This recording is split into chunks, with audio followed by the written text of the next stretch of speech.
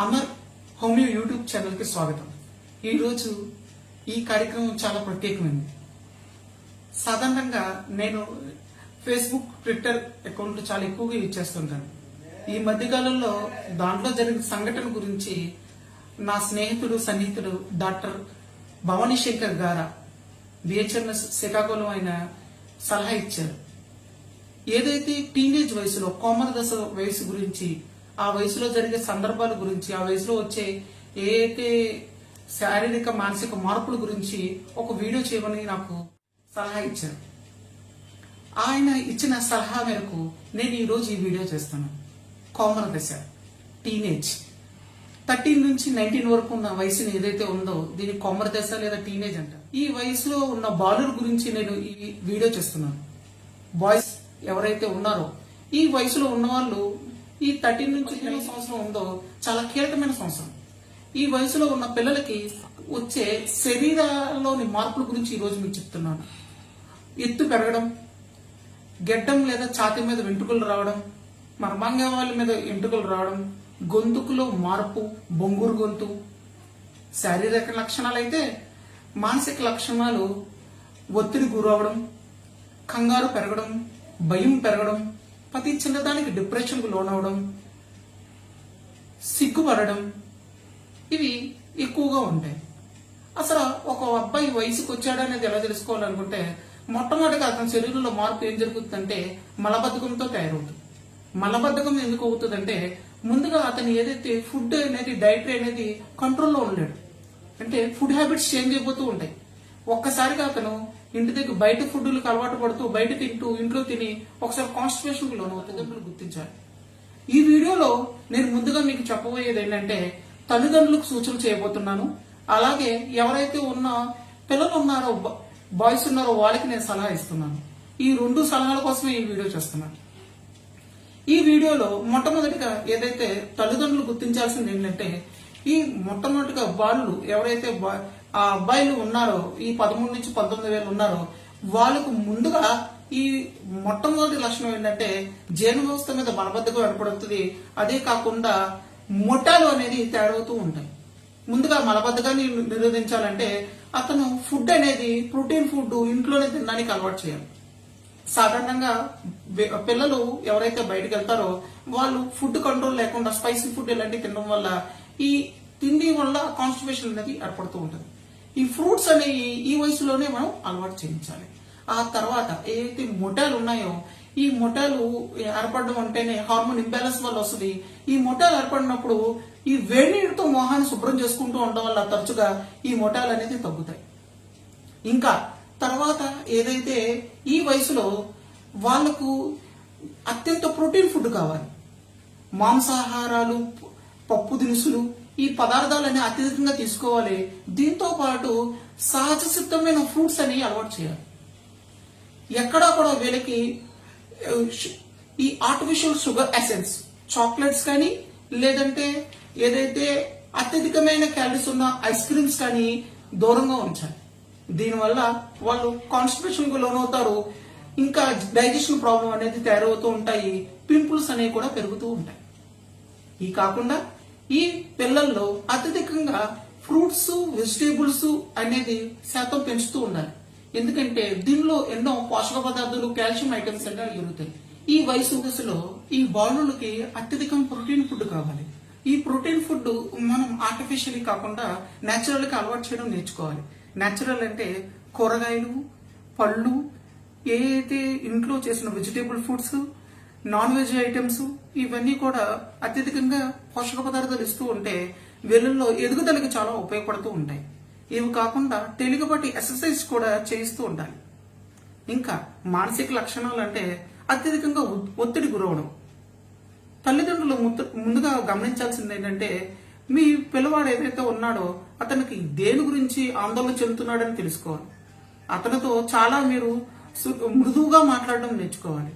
అతనితో స్నేహం చేయడం కూడా నేర్చుకోవాలి. ఎంత స్నేహం నేర్చుకోవాలంటే ఎంత చిన్న చిన్న వాటి గురించి వాళ్ళు చాలా ఇబ్బంది పడిపోతూ ఉంటారు, కంగారు పడుతూ ఉంటారు, భయపడుతూ ఉంటారు. కారణం ఏంటంటే పెరుగుతూ ఉండడం వల్ల వీటిల్లో ఉండే ఈ సాధారణమైన లక్షణాలని వీళ్ళకి యోగా అలవాటు చేయడం, ఎక్సర్సైజ్ చేయడం వల్ల ఈ ఒత్తిడిని ఎంతో తగ్గించవచ్చు. ఇవి కాకుండా ఈ సమయంలోనే చాలా తెలియకుండానే మంచి అలవాట్లు, చెడు అలవాట్లు అనేవి ఒక్కొక్కటి చేరుతూ ఉంటాయి. ముందుగా ఎవరైతే వీళ్ళ స్నేహితులు ఉన్నారో వాళ్ళ మీద తల్లిదండ్రులు ఒక కండిషన్ ఉంచారు. వీళ్ళ సోషల్ అకౌంట్లు, వీళ్ళ ఏదైతే టిక్ టాక్లు ఉన్నాయో, ఫేస్బుక్లు ఉన్నాయో అన్నిట్లోనూ వీళ్ళ అకౌంట్లు ఎప్పటికప్పుడు వాళ్ళ పాస్వర్డ్ తెలుసుకోవడం, మీరే ఎప్పటికప్పుడు వాటిని దాంట్లో ఉన్న ప్రతి విషయాన్ని మీరు తెలుసుకుంటూ ఉండాలి. ఎందుకంటే భారతదేశంలో అత్యధికంగా సోషల్ వెబ్సైట్ల ద్వారా చాలా మంది సూసైడ్ గురవుతున్నారు. చాలా మంది మానసిక ఒత్తిడికి తెలియకుండా దాంట్లో ఎన్నో చోట్ల ఇరుక్కుపోయి ఎంతో ఇబ్బంది పడుతున్నారు. వీటన్నిటిని తెలుసుకోవాలనుకుంటే మీరు వాళ్ళ అకౌంట్ల గురించి తెలుసుకోవాలి. ఇది తప్పింగా ఎవరైతే విడిగా రూమ్ ఉన్న పిల్లలు ఉన్నారో వాళ్ళు రూమ్ లాక్ లేకుండా ఉండడానికి చూపించాలి. ఇంకో రెండో విషయం ఏంటంటే ఏదైనా డెస్క్టాప్ ఫోన్ వాడితే అది ఇంటి మధ్యలోనే వాడించేలాగా అలవాటు చేయించుకోవాలి. ఇంకా ఎవరైతే ఉమ్మడి కుటుంబాలు, మధ్యతరగతి కుటుంబాలు అందరి మధ్యలో పడుకుంటారో వాళ్ళు పడకలు విడిగా ఉండాలి, వాళ్ళ దుప్పటి విడిగా ఉండాలి. వాళ్ళకి సెపరేట్ గా పడక అనేది ఏర్పాటు చేయాలి టీనేజ్ వయసులో.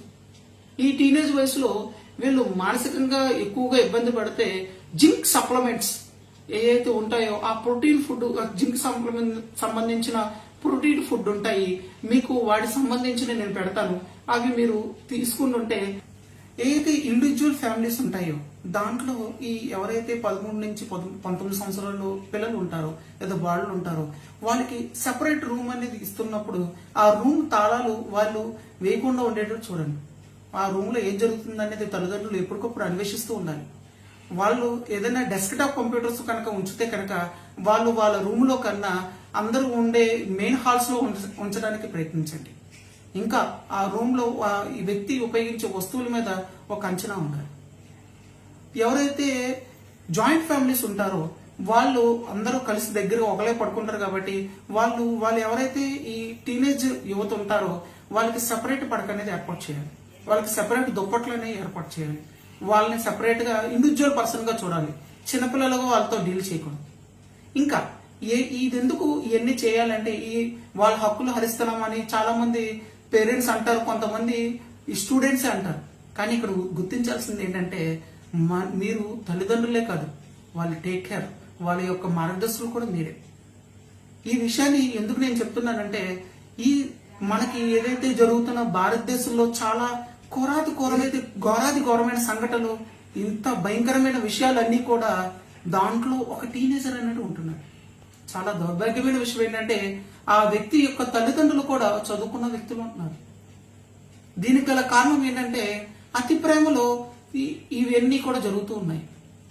పిల్లలకి ఇండివిజువలేషన్ ఇవ్వాలి. ఏ సందర్భంలో అంటే వాళ్ళకి కావాల్సిన ఏదైతే గోల్స్ ఉన్న విషయంలో మాత్రమే ఇండివిజువలేషన్ ఇవ్వాలి. ఇంకా ఇప్పుడు ఏదైతే నేను చెప్పబోతున్నానో ఈ విషయం అంతా కూడా బాలుకు సంబంధించిన టీనేజర్స్ యువత చూడాల్సిన వీడియో. ఇక్కడ మీరు ఏదైతే ముందుగా మీరు గుర్తించాల్సింది ఏంటంటే ఏదైతే మీరు ఈ వయసులో ఉన్నారో ఈ వయసులో ఒత్తిడి గురవడం అనేది సహజమైన విషయం. మీకు తెలుసు, ఏదైతే ఇనుప వస్తువు ఉందో దానికి కాల్స్తే గానీ దానికి మనకు కావాల్సిన రూపురేఖలు మార్చలేం. ఆ ఇనుపుల కొలువులో బాగా మగ్గుతే కానీ దాన్ని మార్చలేం. అదేవిధంగా ఈ ఒత్తిడి గురవుతూ ఉంటారు. ఈ ఒత్తిడి గురైనప్పుడు సాధారణంగా మనకి వాళ్ళు చెప్పేది ఒకటే, నాకు ఇప్పుడు ఏదో ఒకటి అయిపోవాలంటారు. కానీ ఒక విషయం గుర్తుంచుకోండి, ఈ రోజుతో ఇక్కడ తగదు. మనం ఈ ముఖ్య సూచనలు ఏమిటంటే మొట్టమొదటిగా వాళ్ళు గోల్స్ ని వాళ్ళు బిల్డ్ చేసుకోవాలి. గోల్స్ అంటే ఫుట్బాల్ ఇవి గోల్ అంటే ఏంటంటే మీ జీవితంలో మొట్టమొదటి లక్ష్యం ఏంటి. సాధారణంగా వాళ్ళు ఫేవరెట్ ఒకటి చెప్తారు, ఒక సినీ స్టార్ పేరు చెప్తారు. సరే, అది ఎంటర్టైన్మెంట్ మాత్రమే ఆ సినీ స్టార్. మిగతా మీ లైఫ్ లో ఎంతో మీకు రోల్ మోడల్ ఎవరు అంటే ఆ రోల్ మోడల్ కూడా గుర్తించడం నేర్చుకోవాలి. మొట్టమొదటిగా మన రోల్ మోడల్ మన పేరెంట్స్. ఆ పేరెంట్స్ వాళ్ళకి ఏదైనా నచ్చితే లేదా వాళ్ళకి సంబంధించిన విషయంలో మీరు వాళ్ళకి దానికి తగ్గట్టుగా ఉండడం నేర్చుకోవాలి. రెండో విషయం ఏంటంటే మీరు నో చెప్పడం కూడా నేర్చుకోవాలి. ఏదైతే యుక్త వయసులో సిగ్గు ద్వారా, బిడియం ద్వారా మీరు కొన్ని విషయాలని నో చెప్పడం నేర్చుకోం. అంటే మన ఫ్రెండే కదా, వాడు ఏదో సరదాగా ఒకసారి సిగరెట్ సిప్ చేయరా అని లేదంటే ఒక మందు తాగుదారా అని అలవాటు చేస్తూ ఉంటారు. ఏదైతే సొసైటీ చెడు అన్నదో ఆ అన్ని విషయాల్లో మీ తల్లిదండ్రులు కూడా వాటిల్లో అలవాటులు ఉన్నా కూడా వాటిని నో చెప్పడం నేర్చుకోవాలి. ఎందుకంటే ఏ వయసులో అయితే ఇది అలవాటు పడతాయో ఇవి తర్వాత మీకు వాటి బానిసలుగా తయారవుతారు. మీకు అత్యంత బాధాకరమైన విషయం తెలుసా, భారతదేశంలో అత్యధికంగా టీనేజర్స్ స్టార్టింగ్ డ్రగ్స్ తీసుకోవడం మొదలుపెట్టారు. సో నో చెప్పడం అంటే మీ ఆత్మాభిమానం అడ్డొచ్చేయి, మీ క్యారెక్టర్కి తప్పొచ్చేయి ఏ విషయాన్నైనా నో చెప్పడం నేర్చుకోండి. దాని ద్వారా మీరు సఫర్ అవుతూ ఇబ్బంది పడుతూ డిప్రెషన్ గురవలసిన నెసిటీ అయితే లేదే లేదు. మూడో విషయం ఏంటంటే మీరు బ్రేక్ఫాస్ట్ కానీ లంచ్ కానీ స్కిప్ చేయడానికి ప్రయత్నించకండి. అంటే భోజనాలు మానేయడం కానీ టిఫిన్ చేయడం కానీ మానేయకండి. బరువు తగ్గడానికో లేదంటే డైట్ అని చెప్పడం ఇలాంటి ఆ వయసులో సహజం కాదు. ఎందుకంటే ఎక్కడైతే మీరు భోజనం మానేసిన టిఫిన్ మానేసిన దానివల్ల తర్వాత స్ట్రెస్ అనేది గురవడం అవుతుంది. ఈ స్ట్రెస్ గురవడం కన్నా ఎంతో కొంత మితంగా తినడం భోజనం మీకు ఎంతో ఆరోగ్యానికి మంచిది.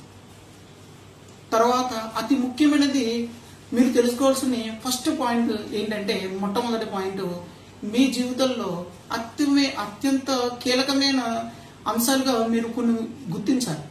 మొట్టమొదటి ఏంటంటే ఇది సక్సెస్ అనేది ఇక్కడతో ఏదైతే ఈసారి వచ్చేది కాదు, అది జీవితంలో ప్రయత్నిస్తూ ఉంటే వస్తుందని గుర్తుపెట్టాలి. అంటే మార్కుల్లో 100 మార్కులు వచ్చినంత మాత్రం నాకు సక్సెస్ కాదు. లాస్ట్ మీరు ఏదనుకుంటున్నారో మీ లోన ఆత్మ పరిశీలన చేసుకోవాలి. నువ్వు ఏది కోరుకుంటున్నావో అది మాత్రం అవ్వడమే సక్సెస్. ఇంకా లాస్ట్గా మీ యొక్క ఆరోగ్యం గురించి డైట్ గురించి చెప్పబోతున్నాను. ముందుగా సాఫ్ట్ డ్రింక్స్ ఎవరైనా అలవాటు ఉంటే వాళ్ళు మానుకోండి. ఎందుకంటే దీంట్లో అత్యధికంగా కెఫిన్ వల్ల మీలో శారీరక మానసిక ప్రభావం చాలా ఎక్కువగా ఉంటుంది. ఇంకా టీ కాఫీలు ఎవరైనా తాగే అలవాటు ఉంటే అది కూడా మానుకోండి. నాన్ వెజ్ అనేది మితంగా తినడానికి చూడండి. నాన్ వెజ్ తిన్న తర్వాత ఎక్సర్సైజ్ లిటిల్ బిట్ ఎక్సర్సైజ్ చేయడానికి ప్రయత్నించండి. ఎవరైనా బూతులు మాట్లాడే వాళ్ళు ఉన్నా లేదా ఏదైనా ఇతరులతో హార్ష్గా అంటే కోపం మాట్లాడే ఉన్నా బాగా గుర్తుపెట్టుకోండి. కోపం చూపించడం మనిషే కాదు పశువులు కూడా చూపిస్తూ ఉంటాయి. మనిషి మాత్రమే క్షమించడం నేర్చుకుంటారు. ఈ కోపాన్ని కంట్రోల్ చేసుకున్న వాళ్ళు మాత్రమే ఈ క్షమించడం అనేది నేర్చుకుంటారు. అత్యధికంగా ముఖ్యమైన విషయం ఏంటంటే బూతులు మాట్లాడడం అనేది ఏదో ఉందో అది ఈ వయసులో తయారైన తర్వాత ఫ్యూచర్లో కంట్రోల్ అనేది ఉండదు. బూతులు అంటే బాగా గుర్తు పెట్టుకోండి. ఏదైతే సమాజం చెడుగా చూస్తున్నదో చెడుగా అని ముద్ర వేసిందో అవన్నీ కూడా బూతు మాటలు. ఇంకో చివరి అంశం ఏంటంటే ముందుగా గుర్తించాల్సింది మానవత్వం మనం పెంచి పోషించుకోవాలి. మనుషులందరూ ఒకటే అన్న ఫీలింగ్లో మనం ఉండాలి. ఈ వయసులో మీ మనసులో ఏదైతే ఉంటాయో అయ్యే జీవితాంతం ఉంటాయి. ఈ వయసులో ఏదైతే ఇంకా మీరు తట్టుకోలేని ఏవైనా యాంగ్జైటీ డిప్రెషన్ ఉంటే హోమియోపతిలో మంచి మందులు అనేవి ఉన్నాయి. మీకు ఏవైనా ఇంతకన్నా ఇంకా కంట్రోల్ అవ్వలేకపోతే కనుక నా ఈమెయిల్ అడ్రస్ mdazardin@gmail.com దానికి మెయిల్ చేయండి. ఈ ఛానల్ని లైక్ చేయండి, సబ్స్క్రైబ్ చేయండి, కామెంట్ చేయండి. Thank you.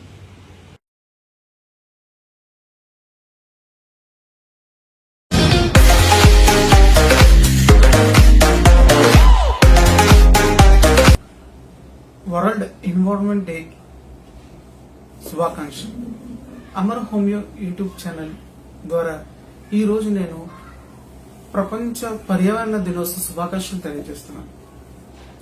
ఈరోజు నేను ఈ పర్యావరణ దినం గురించి మీతో నేను షేర్ చేయాలనుకుంటున్నాను. ఎందుకంటే ఎన్విరాన్మెంట్ అన్న పర్యావరణం అన్న మనందరికీ ఒక రోజు గుర్తుకొచ్చేసి ఆ రోజు అందరూ వాట్సాప్లోను ఫేస్బుక్లోను షేర్ చేసుకుని ఈ రోజుతో ఆ సంబరాలన్నీ ముగించేస్తాం. కానీ ప్రపంచవ్యాప్తంగా చిన్నపిల్లల నుంచి ముసలివారి వరకు కూడా ఈ రోజు గురించి లేదా ఈ పర్యావరణం గురించి వాళ్ళ జీవితాలు త్యాగాలు చేస్తూ ఎంతో మంది కష్టపడుతున్నారు. అసలు ఈ రోజులో ఏముంది, అసలు ఈ యొక్క దాని గురించి తెలుసుకోవాలనుకుంటే ఈ వీడియో పూర్తిగా చూడండి. మొట్టమొదటిగా పర్యావరణం అంటే ఏంటంటే మనతో పాటు మిగతా జీవరాశులు, ఈ గాలి, నీరు, భూమి, మిగతా అన్ని వాటిల్లో మనతో ఉండడాన్నే ఈ పర్యావరణం అంటారు. అంటే ఉండడం అంటే వాటి నేచురల్ ఏదైతే ప్రకృతి సిద్ధంగా వాటి స్థితి ఉందో ఆ స్థితిగా ఉండడం. ఎందుకు ఈ విషయం చెప్తున్నానంటే సాధారణంగా మన ప్రపంచం వ్యాప్తంగా గాలి, నీరు, భూమి అన్నీ కూడా కలుష్యం అయిపోతున్నాయి. ఈ కాలుష్యం ఎంత చివరికి వచ్చేసింది అంటే మనం ఉపయోగించే ఈ పురుగు పదార్థాల ద్వారా ఏదైతే పంట పొలాల్లో ఉపయోగించే పురుగు పదార్థాలు వాటి అవశేషాలు ఈ యొక్క పొలాల్లో పూర్తిగా ఉండిపోయి వీటి యొక్క నెక్స్ట్ జనరేషన్ కూడా వారి యొక్క సైడ్ ఎఫెక్ట్స్ అనేవి కనబడుతున్నాయి. ఆ దుష్ఫలితాల ప్రభావం ఎన్నో జెనెటిక్ డిజార్డర్ల యొక్క వ్యాధులు కనబడుతూ ఉన్నాయి. అందుకనే ఈ రోజుని మనం ఏ విధంగా సెలబ్రేట్ చేసుకోవాలి, ఏ విధంగా మన జీవితంలో మార్పు రావాలని గురించి నేను ఈ వీడియో చేస్తున్నాను. ముందుగా ఏంటంటే మనలో జవాబుదారితనం బాధ్యతాయుతంగా ఉంటే కానీ ఈ మనం ప్రపంచం యొక్క పర్యావరణాన్ని కాపాడడం. ముందుగా మన ఎన్వైరన్మెంట్ మనం కాపాడుకోలేం. మన స్వతహాగా కానీ మన ఇంట్లో కానీ మన యొక్క ఏదైతే జీవిస్తున్న ఏరియాలో కానీ దేశవ్యాప్తంగా కానీ. ఎందుకు ఈ విషయాన్ని చెప్తున్నానంటే ముందుగా మనం గుర్తించాల్సిందంటే మన జీవన శైలి మారాలి. ముందుగా కాలుష్యం అంటే కేవలం ఫ్యాక్టరీలు లేదా ఎవరైతే అగ్రికల్చర్ వాళ్ళు ఉన్నారో వాళ్ళ మీద మనం నిందలేస్తామో మనం మన యొక్క వాటి గురించి పట్టించుకోం. ముందుగా మన యొక్క విషయాలు చూసుకుంటే మనం యూజ్ అండ్ త్రో ఏవైతే ఉంటాయో ఆ వస్తువులను దూరంగా ఉండాలి.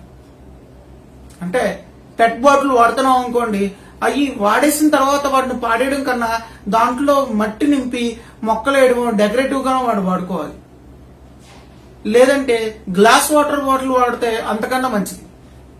దాన్ని నిజంగా మనం చాలా అభినందనీయంగా గుర్తించాలి. లేదు చంటి పిల్లలు ఉన్నారు, ప్లాస్టిక్ బాటిల్ వాటర్ బాటిల్ వాడారు, ఆ తర్వాత వాటర్ బాటిల్ రీయూజ్ చేయడం కూడా మనం నేర్చుకోవాలి. తర్వాత ఏదైతే యూజ్ అండ్ త్రూ మనం వాడుతూ ఉంటామో, ఫర్ సపోజ్ మనం ఏదైతే ప్లాస్టిక్ కవర్స్ వాడతామో ఆ కవర్స్ ను కూడా మనం రీప్లేస్ చేసుకోవడం చూడాలి.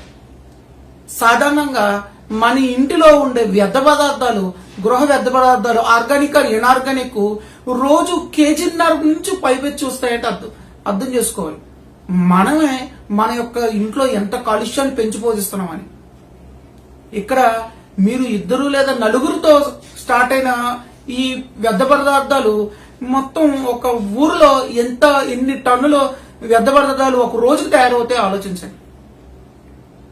అందుకనే ముందుగా ఈ ఎన్వైరన్మెంట్ డే నాడు ముందుగా వ్యర్థ పదార్థాలను తగ్గించడం గురించి మనం నేర్చుకోవాలి. జరిగిపోయిన దాని గురించి కాకుండా జరగాల్సిన విషయాల గురించి ఆలోచించాలి.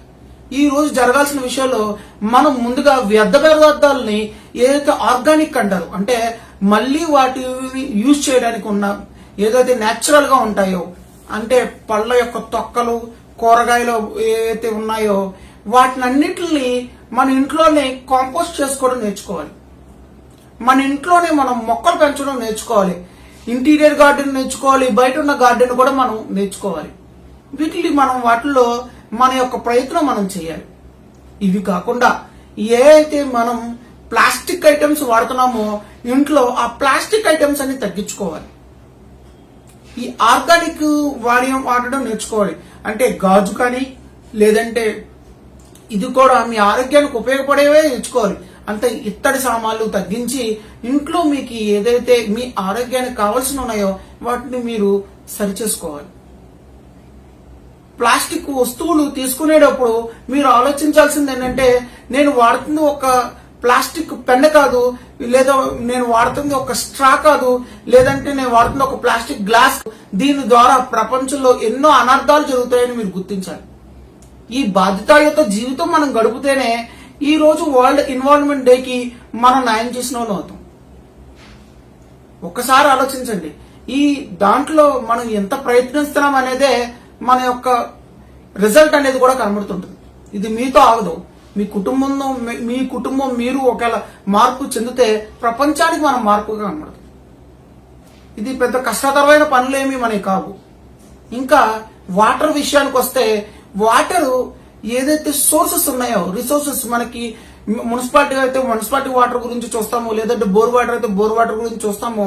కామన్ గా ఆర్ఓ టెక్నాలజీ లేదా మిగతా టెక్నాలజీ వాటర్ వాడిన తర్వాత ఏదైతే వ్యర్థమైన వాటర్ ఉందో దాన్ని ఇంట్లో వాడుకోవడానికి ప్రయత్నించాలి. వాటిని ఏదైతే షవర్ స్నానం ఉందో మన షవర్ స్నానం కాకుండా బకెట్ స్నానాలు అలవాటు చేసుకోవాలి. ఇవి కాకుండా బట్టల్ని ప్రతి వాటిల్లోనూ వాటర్ యొక్క యూటిలైజ్ అనేది మనం లెక్కేసుకుని చేయడం మంచిది. ఎందుకంటే ఈ వాటర్ కొన్ని సంవత్సరాలు అయిపోయిన తర్వాత కనుమరుగవుతాయి. ఎందుకు ఇప్పటికే మన చాలా బోరుబావుల్లో జరుగుతున్న ఘటనలన్నీ కూడా ఎందుకు జరుగుతున్నాయంటే అక్కడ వాటర్ అనేది పడట్లేదు, భూమిలో వాటర్ అనేది లేవు. అద్దుకున్న వారైతే వాటర్ని జాగ్రత్తగా ఉన్నదాన్ని కాపాడుకోవాలి. సొంతింటి వాళ్ళైతే ఏ అయితే వర్షపు నీరు ఉన్న ఇంకుడు గుంతలు ఉన్నాయో వాటిని తయారు చేసుకోవడానికి ఆలోచించాలి. ఇది ఒకసారి పెట్టుబడి. దీని ద్వారా మీకు ఏదైతే వాటర్ నిల్వ ఉన్నాయో దాని ద్వారా మీరు ఎన్నో సంవత్సరాలు లాభం పొందుతారు. ఈ వాటర్ లో మనం ఒకటే అనుకుంటాము, వాటర్ మనం యూజ్ చేయడమే అనుకుంటారు. వాటర్ ద్వారా ఫుడ్ ఐటమ్స్ ఏవైతే ఉన్నాయో అవి కూడా చాలా మన ప్రభావితం చూపిస్తాయి. ముఖ్యంగా మాంసాహారం ఉడకబెట్టడానికి, అంటే మాంసాహారాన్ని ఉడకబెట్టడానికి అత్యధిక నీరు ఖర్చు అవుద్ది. అది కాకుండా అది తీసుకున్న తర్వాత మనం దాన్ని మళ్ళీ డైజెస్ట్ చేసుకోవడానికి కూడా అత్యధిక వాటర్ ఖర్చు అవుద్ది. కాబట్టి నాన్ వెజ్ ప్రియులు తినేటప్పుడు కూడా ఆలోచించుకుని మనం ఈ ఫుడ్ అనేది మనం తీసుకోవాలి. ఎందుకంటే ఇది వండడం మీకు తెలుసు, నాన్ వెజ్ వాళ్ళకి ఈ వండిన దాంట్లో ఎంత నీరు ఖర్చు అవుద్ది అనేది కూడా మనం గుర్తించాలి. ఇంకా వాయు కాలుష్యం గురించి మాట్లాడుకోవాలంటే ఈ గాలి ఏదైతే కాలుష్యం చేస్తున్నామో మనం అందరం ఫ్యాక్టరీల మీద చూస్తామో, కానీ ముందుగా మన ఇంట్లోనే 2-3 బండ్లు ఉంటాయి, ఒక కారు ఉంటది. ఇది కాకుండా ఈ చిన్న చిన్న పనులు కూడా వీటిలో యూటిలైజ్ చేస్తాం. నడకను మిస్ అవుతున్నాం. WHO ఆర్గనైజేషన్ ప్రకారం ఏంటంటే ఒక వ్యక్తి కనీసం నెలలో 5 కిలోమీటర్లైనా నడవాలండి అంట. 5 నుంచి 15 కిలోమీటర్లు నడవాలంటే మనం సాధారణంగా మెట్లు దిగడం, మెట్లు బయటకు వెళ్ళడం మాత్రమే నడకనుకుంటాము. వీటి వల్ల మనం ఎన్వైరన్మెంట్ నాశనం చేయడమే కాకుండా శారీరకంగా కూడా నాశనం అయిపోతున్నాం. ఈ వ్యాధులన్నీ కొని తెచ్చుకుంటున్నాము. దీనికి గల కారణం ఏంటంటే ముందుగా ఏదైతే గ్లోబలైజేషన్, ప్రపంచాన్ని చూసుకుని మన వ్యక్తిగతం మన యొక్క ఎన్వైరన్మెంట్ ను మర్చిపోతున్నాం. కాబట్టి ఎన్వైరన్మెంట్ మనం గుర్తుపెట్టుకోవాలనుకుంటే ముందుగా మన ప్రతి విషయంలోనూ బాధ్యతాయుతంగా జవాబుదారితనంగా ఉండాలి. ఎవరో గవర్నమెంట్ నేను అడుగుతారని కాదు, నీ మనస్సాక్షి నువ్వు చెప్పుకోవాలి. నేను చేస్తుంది ఎంతవరకు న్యాయం, నేను చేస్తుంది దీనివల్ల ఇతరులకు నష్టం ఉందా అని. అత్యంత భయంకరమైన నష్టం ఏంటంటే శబ్ద కాలుష్యం.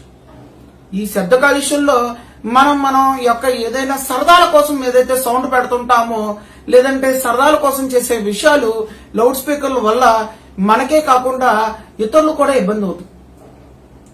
ఎన్నో మూగజీవాలు శబ్దానికి చెవుడు వస్తున్నాయంటే నమ్ముతారా?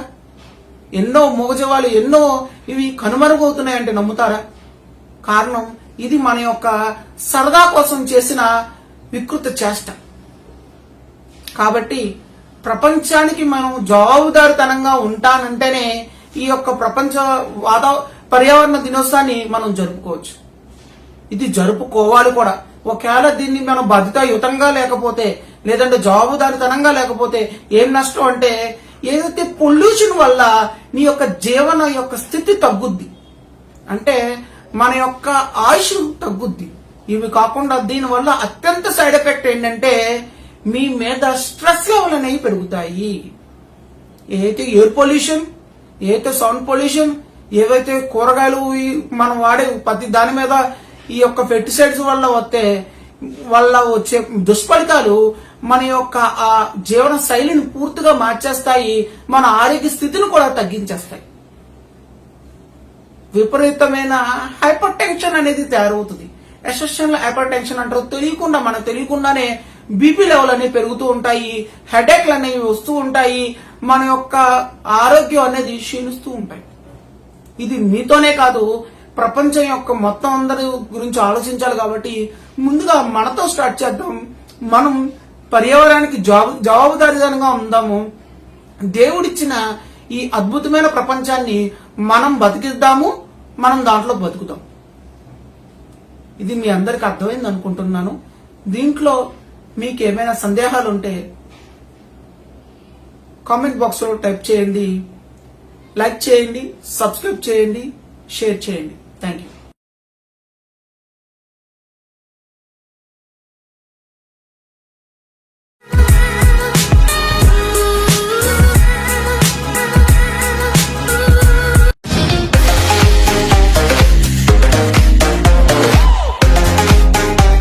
అమర్ హోమియో యూట్యూబ్ ఛానల్ కి స్వాగతం. ఈ రోజు నేను వర్షాకాలం స్టార్ట్ అవుతుంది కాబట్టి ఈ వర్షాకాలంలో వచ్చే మనకు వ్యాధులు గురించి ఈ వీడియోలో చెప్పబోతున్నాను. సాధారణంగా వర్షాకాలం వచ్చినప్పుడు మనకు వచ్చే వ్యాధుల గురించి ఎందుకు తెలుసుకోవాలనుకుంటే ఈ వ్యాధులు కంటామినేటెడ్ అంటే అపశుభ్రత వల్ల వస్తాయి. అలాగే డ్రాప్లెట్ అంటే పాకడం, దాని ద్వారా వచ్చే తుప్పర్ల ద్వారా కానీ మనకి అంటుకుంటాయి. సాధారణంగా మనం ఇప్పుడున్న పొజిషన్లో COVID-19 చాలా పాండమిక్ పొజిషన్ లో ఉన్నాం. అంటే ఈ వ్యాధి బాగా విస్తృతంగా మన భారతదేశంలో ఉంది. ఇలాంటి వ్యాధులు ఉన్న సమయంలో మనం ఈ వర్షాకాలంలో తీసుకోవాల్సిన జాగ్రత్తలు, వచ్చే వ్యాధుల గురించి తెలుసుకోవడం చాలా ముఖ్యమని.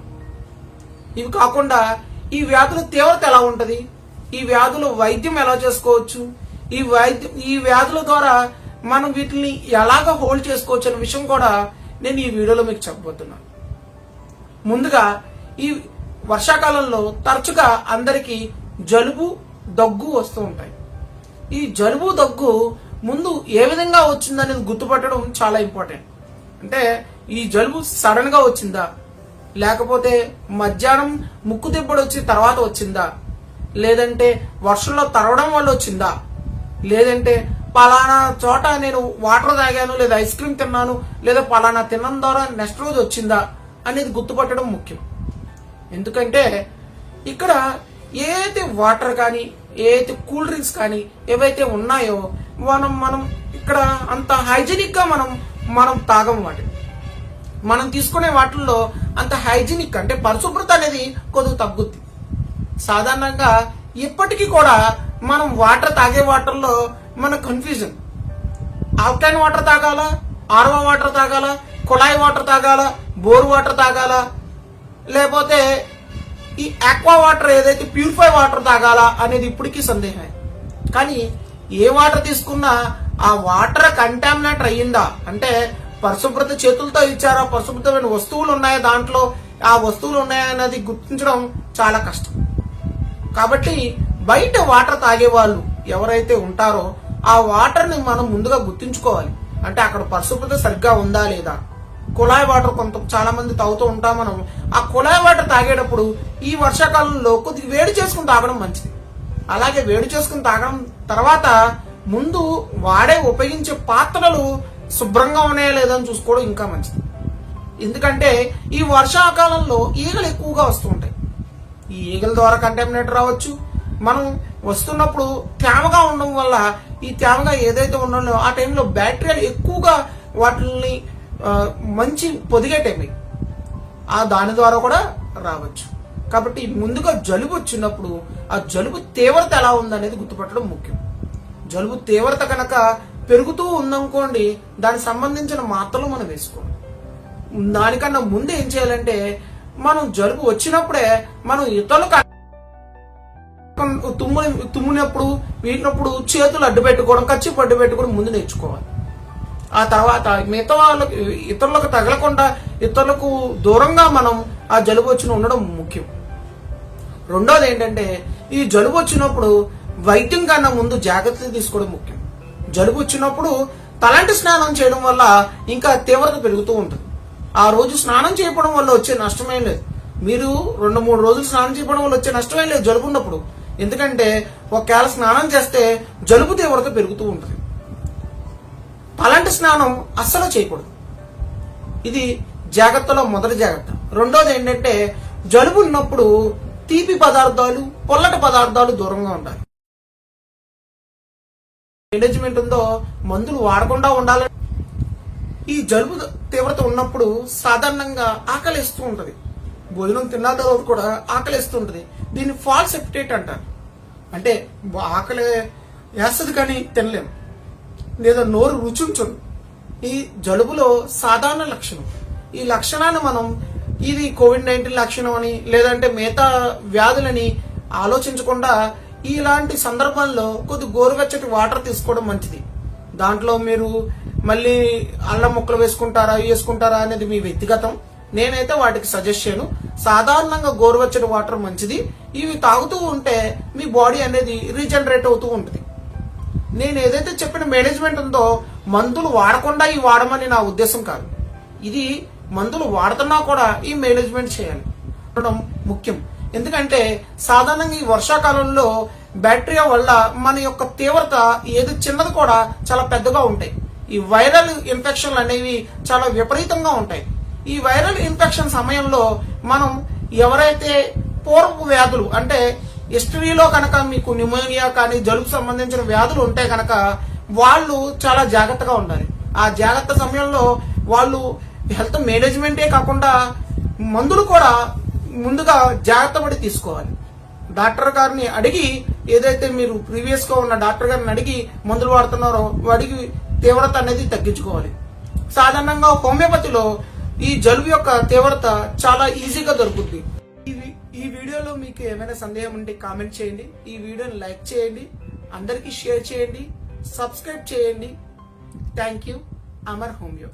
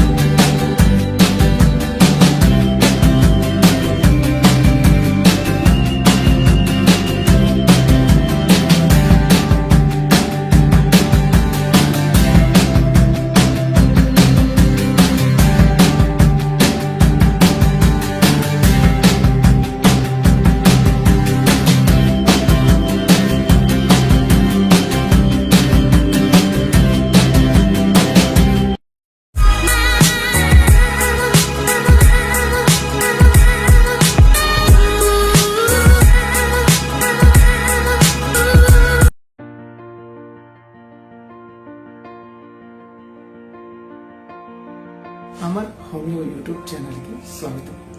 ఈరోజు నేను వర్షాకాలంలో బాగా ఇబ్బంది పెట్టే దగ్గు గురించి చెప్పబోతున్నాను.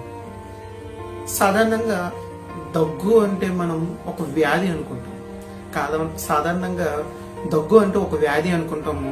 కానీ దగ్గు అంటే అర్థం ఏంటంటే ఒక లక్షణం. అది అంటే శరీరంలో ప్రతి దానికి చలనం ఉన్నట్టు ఏదైతే ఈ రెస్పిరేటరీ ట్రాక్ అంటే ఊపిరితిత్తులు, ముక్కు, అక్కడి నుంచి వచ్చే ద్వారం, రిఫ్లెక్స్ ని దగ్గుగా చూస్తారు.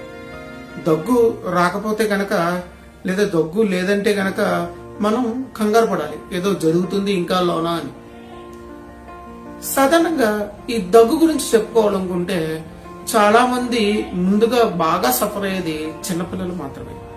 ఈ చిన్నపిల్లల్లో ఈ దగ్గు ద్వారా చాలా ఎదుగుదల మీద కూడా ప్రభావితం ఉంటాయి. ఈ దగ్గు ద్వారా వాళ్ళు ఎంతో ఇబ్బంది పడతారు, వాళ్ళతో పాటు కుటుంబ సభ్యులు కూడా ఇబ్బంది పెడుతూ ఉంటారు. ఈ దగ్గు గురించి తెలుసుకునేటప్పుడు ముందుగా ఈ దగ్గులో రకాల గురించి తెలుసుకోవాలి. ఇవి 2 రకాలు.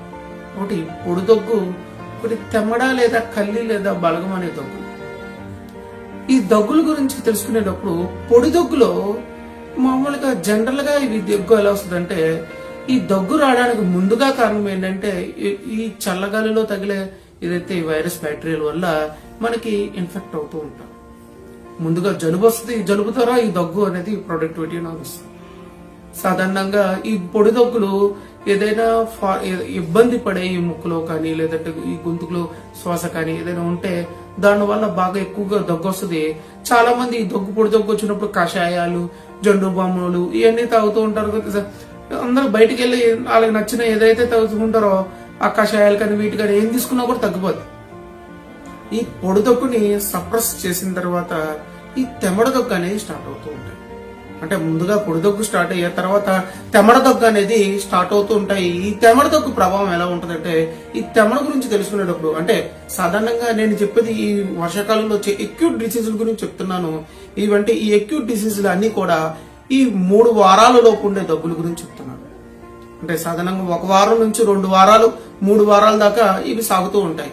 ఈ 3 వారాల్లో ఈ దగ్గులు ఎలా ఉంటాయంటే, ఈ దగ్గు మీద ప్రభావితం ఎలా ఉంటాయంటే, ఈ దగ్గు వచ్చినప్పుడు తెమ్మడు వస్తుంది, ఈ దగ్గు వచ్చినప్పుడు ఛాతి నొప్పి వస్తుంది అంటారు, ఈ దగ్గు వచ్చినప్పుడు కడుపు నొప్పి వస్తుంది అంటారు. ఈ దగ్గుతో పాటు జలుబు ఉందా లేదా అని ముందు గుర్తుపట్టారు. సాధారణంగా జలుబు వచ్చిన తర్వాత ఈ దగ్గు వస్తాయి. ఈ దగ్గులో ప్రొడక్టివిటీ అంటారు, అంటే ఈ ఏదైతే ఎక్స్పర్టరేషన్ కఫం లేదా కళ్ళి ఉన్నాయో వీటి బట్టి రోగ తీవ్రత అనేది చెప్పగలం. ఇంకా తెల్లగా జిగటగా కొంతమంది ఉండలు ఉండలుగా పడతాయి అంటారు, కొంతమంది పసుపు రంగులో పడతాయి అంటారు, కొంతమంది ఆకుపచ్చ రంగులో ఉంటాయి అంటారు. కొంతమంది దగ్గుతూ ఉంటే నాకు ఆయాసం కూడా వస్తుందని అంటారు. ఈ దగ్గుతో పాటు కొంతమందికి పిల్లి కూతులు వస్తున్నాయి అంటారు. ఇవి రెస్పిరేటరీ సిస్టమ్ లో ఏదైతే ఈ ఊపిరితిత్తు వ్యవస్థలో ఉన్న రోగాలు వచ్చినప్పుడు ఈ తీవ్రత అనేది పెరుగుతూ ఉంటాయి. సాధారణంగా రాత్రులు పొడిదొగ్గు వస్తున్నప్పుడు వీళ్ళకి వెంటిలేషన్ సరిగ్గా సరిపోతుందో లేదో, లేదంటే ఒక వేడి గ్లాస్ వాటర్ తాగడం ఇలాంటివి తాగుతూ ఉంటే సరిపెట్టుకుంటూ ఉంటే ఈ మేనేజ్మెంట్ చేసుకుంటే కొన్ని పొడిదొగ్గులు తగ్గుతాయి. కానీ ఈ తీవ్రమైన దగ్గులు అంటే 3 వారాల తర్వాత వచ్చే దగ్గులు తీవ్రమైన దగ్గులుగా చూడాలి. అంటే క్రానిక్ కాఫ్, వీటి వల్ల అత్యంత ప్రమాదకరాలు ఉంటాయి. ఎందుకు ఈ వర్షాకాలంలో మీ దగ్గు గురించి నేను ఇంత జాగ్రత్త తీసుకోమని చెప్తున్నానంటే, ఈ ప్రభావం ఇక్కడితో ఆగదు. ఇది ఏదైతే ఇక్కడ స్టార్ట్ అయిందో ఇవి మన శరీరంలో వ్యాధులను కలిగిస్తాయి. దగ్గు అనేది ఒక లక్షణం అయితే ఇది పెరుగుతూ వ్యాధులను ప్రభావితం చేస్తాయి. ఈ వ్యాధులు అనేవి మనకి ఆస్తమా, న్యూమోనియా ఇంకా చాలా ప్రమాదకరమైన వ్యాధులన్నింటినీ మనం పాల్గొంటాం. సాధారణంగా తీవ్రమైన వ్యాధులతో కొంతమంది బాధపడుతూ ఉంటారు. న్యూమోనియా కానీ, ఆస్తమా కానీ, లేదంటే బ్రాంకైటిస్ కానీ, లేదంటే ఇంకా తీవ్రమైన వ్యాధులు వాళ్ళ ఫ్యామిలీ హిస్టరీలో టీబీ ఉన్నా కూడా మనం ఈ దగ్గు గురించి జాగ్రత్త పడాలి.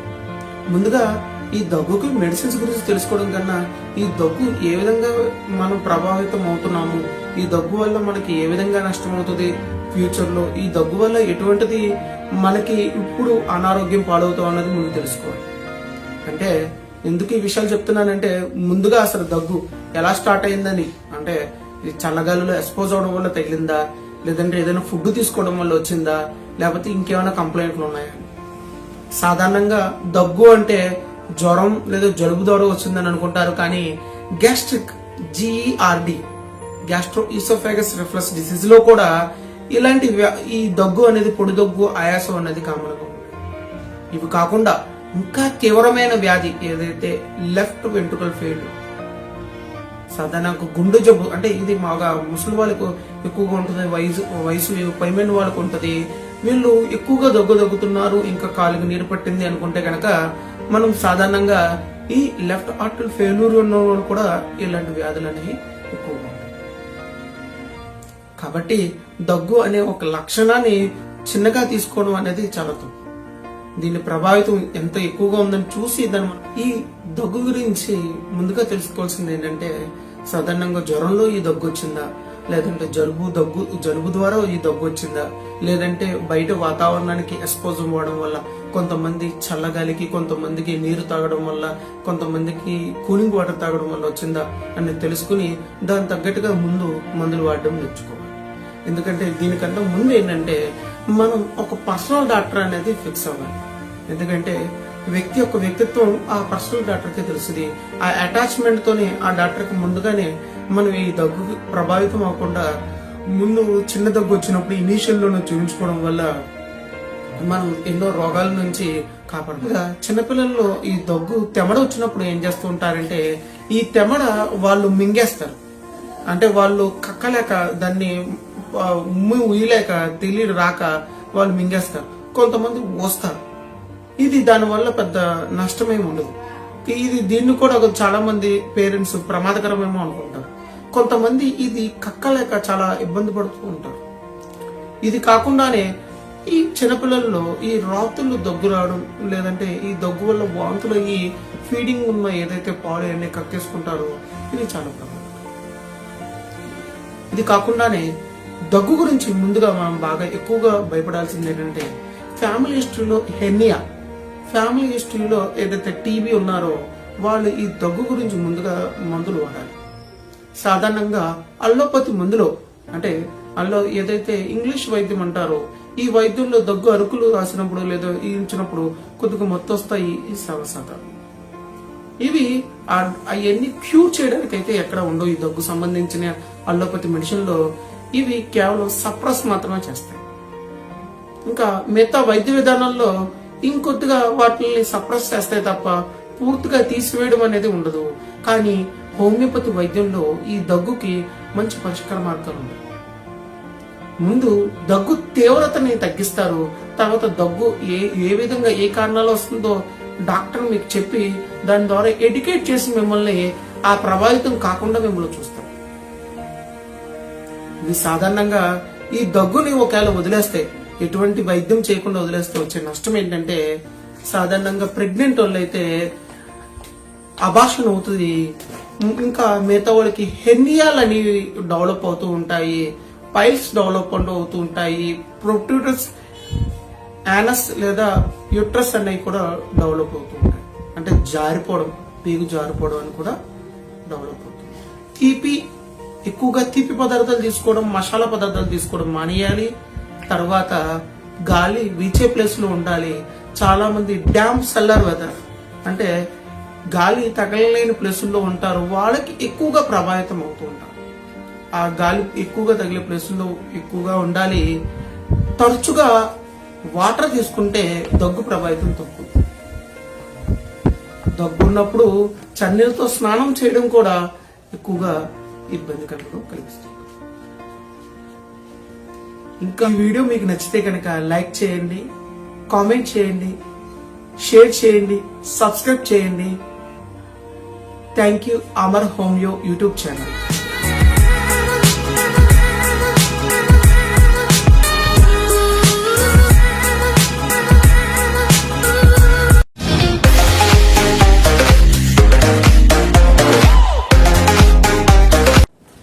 అమర్ హోమియో యూట్యూబ్ ఛానల్ కి స్వాగతం. ఈ రోజు నేను కరోనా టీ గురించి, హెర్బల్ డ్రింక్స్ గురించి ఈ వీడియో చేయబోతున్నాను. సాధారణంగా ఎప్పుడైతే ఈ కోవిడ్-19 పాండమిక్ సీజన్ వచ్చిన దాని నుంచి ఇమ్యూనిటీ కోసం ఈ కరోనా టీ అని కొత్తగా చాలా మంది యూట్యూబ్ లోను బయట వివచ్చంగా అడ్వర్టైజ్మెంట్ ఇస్తూ తాగుతున్నారు, తీసుకుంటున్నారు, అందరికి సలహాలు కూడా ఇస్తున్నారు. ఈ టీ తాగడం వల్ల లేదా ఈ హెర్బల్ డ్రింక్స్ తీసుకోవడం వల్ల మన బాడీ ఇమ్యూనిటీ పెరుగుద్దా లేదా ఈ కరోనా రాకుండా ఉంటదా అనేది ఈ వీడియోలో మీకు చెప్పబోతున్నాను. ముందుగా వీళ్ళు తీసుకునేవి ఏంటి, ఈ కరోనా డ్రింక్స్ ఏంటి అంటే వీటిల్లో ఏదైతే ఔషధ గుణాలు ఉన్నాయో వాటిని తీసుకుని మరిగించి ఆ వాటర్ డికాషన్ ని మనం తీసుకుంటున్నాం. రకరకాల మూలికలు మీకు నచ్చిన ఇంట్లో ఉంటే ఇంట్లో మూలికలు, లేదంటే బయట చెట్లు దొరికితే చెట్లు తీసుకుంటున్నారు. కామన్ గా వీళ్ళు తీసుకునేది ఏంటి అంటే సాధారణంగా వీటిని హెర్బ్స్ అంటారు. అంటే ఔషధ గుణాలు కలిగిన ఏదైతే ఇంట్లో ఉన్నాయో బయట ఉన్నాయో వీటి ప్రతి దానికి ఒక్కొక్క ఔషధ గుణం ఉంటుంది. దాల్చిన చెక్క, వెల్లుల్లి, యాలకులు, ప్రతి దానికి ఒక ఔషధ గుణం ఉంటుంది. ఈ ఔషధ గుణాలని మనం మరిగించి తీసుకోవడం వల్ల ఈ ఔషధ గుణాలు ఏవైతే ఉన్నాయో అవి మన మీద పనిచేస్తాయి. మరి ఇది ఇంతకు ముందు పాటించారండి, ఇప్పుడు పాటించట్లేదు, అందుకని ఈ రోగాలు వస్తున్నాయని కూడా చెప్పే వాళ్ళు ఉన్నారు. కానీ పూర్వకాలంలో పాటించే పద్ధతి ఏంటంటే వాళ్ళు వారానికి ఒకసారి తీసుకునేవారు తప్ప రోజు తరబడి తీసుకునేవారు కాదు. పొద్దున్న మధ్యాహ్నం సాయంత్రం తీసుకునేవారు కాదు. ఏదో వారానికి ఒకసారి వాళ్ళు హెల్త్ బాగోలేనప్పుడు వాళ్ళ యొక్క వైద్యుని అడిగి సలహా మేరకు మాత్రమే దాంట్లో ఉన్న ఈ కషాయం తాగండి అని చెప్పేవారు తప్ప ఈ రోజు అదే కషాయం తాగేవారు కాదు. ఈ కషాయం తీసుకోవడం వల్ల వచ్చే నష్టం ఏంటి, వచ్చే లాభం ఏంటి అనేది కూడా తెలుసుకోవాలి. మొట్టమొదటిగా వీటి వచ్చే వల్ల లాభం ఏంటంటే ఈ హెర్బ్స్ వల్ల ఈ డైజెస్టివ్ సిస్టమ్ మీద పడి ఇవి లాక్సేటివ్ గా పనిచేస్తాయి. ముందుగా ఇవి తీసుకోగానే ఫ్రీ మోషన్ అవుతుంటది. ముందుగా ఇవి తీసుకోగానే దాహం పెరుగుతాయి, ముందుగా ఇవి తీసుకోగానే కొంత యాక్టివ్గా ఉంటది. ఈ హెర్బల్ డ్రింక్స్ అంటేనే మన యొక్క ప్రత్యామ్నాయం ఏంటంటే ఇవి ఏదైతే తీసుకుంటామో ఇవి యొక్క ఔషధ గుణాలు అనేవి శరీరం మీద ప్రభావితం చేస్తాయి. డాక్టర్ హానిమాన్ గారు హోమియోపతి కనిపెట్టేటప్పుడు హోమియోపతి ఎలా తెలుసుకున్నారంటే గనక ముందుగా ఆయన ఈ హెర్బ్స్ గురించి బుక్కులు ట్రాన్స్లేట్ చేస్తున్నప్పుడు ఈ సింకోనా బార్క్ ని చూస్తారు. ఈ సింకోనా బార్క్ ని అక్కడ ఉన్న వాళ్ళు మలేరియాకి మందుగా వాడతారు. ఎలా అంటే ఈ సింకోనా బార్క్ ఏదైతే ఉందో దాని యొక్క పేరు తీసుకుని చెక్క పేరుని ఈ టీ డికాషన్ లో తీసుకుని ఆ కషాయాన్ని తాగుతారు. ఒక గ్లాస్ తాగితే అక్కడ మలేరియా వ్యాధి తగ్గుతుంది. అప్పుడు హానిమాన్ గారు ఏం చేస్తారంటే ఈ డికాషన్ గ్లాస్ కాకుండా ఇంకొద్దిగా డోస్ పెంచి తాగుతారు. అప్పుడు ఆయనకి మలేరియా లక్షణాలు అనేవి కనబడుతూ ఉంటాయి. అప్పుడు హోమియోపతి సిద్ధాంతాన్ని అర్థమైంది. సిమిలియా సిమిలివస్ క్యూరటస్ అంటే ఒక ఔషధ గుణంలో ఏదైతే ఉన్నాయో వాటిల్లోనే రోగాన్ని తగ్గిస్తూ ఉంటాయి. దాని ద్వారానే ఏదైతే లక్షణాలు ఉన్నాయో ఆ లక్షణాల ద్వారా రోగాన్ని కూడా తగ్గించవచ్చు అని. ఈ హెర్బల్ డ్రింక్స్ కూడా మనం ఎక్కువగా తీసుకుంటే దాని యొక్క డ్రగ్ ప్రూవింగ్ అనేది మనకు జరుగుతూ ఉంటాయి. అంటే ఇప్పుడు దాల్చిన చెక్క ద్వారా ఏదైతే లాభదాయకమో దాంట్లో ఉన్న నష్టాలు కూడా మనలో కనబడుతూ ఉంటాయి. దాన్ని మన వాళ్ళు సింపుల్ గా ఏమంటారంటే వేడి చేసింది అంటారు.